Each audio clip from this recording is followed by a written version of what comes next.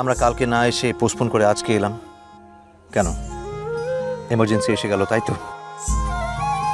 ঠিক সেরকম ভাবে কালকে কলকাতা আমার একটা জরুরি কাজ আছে, তাই আজ যেভাবে হোক আমার কলকাতা পৌঁছানোটা খুবই জরুরি। মোর একটা কথা আনছে কি?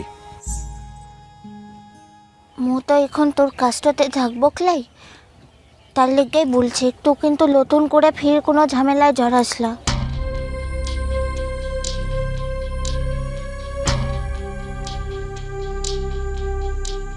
ও দিদিমণির ব্যাপারটা নিয়ে মোরা আর কিচ্ছু করতে তো চাইলা। ওই ব্যাপারটা এখন তোমার বা আমার কারোর হাতে নেই বাহা। এ কথার মানেটা খুবই সোজা।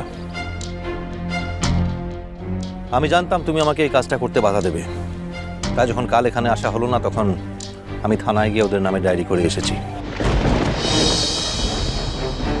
তো এত বড় কামটা করলে মুখে লাভ হলে?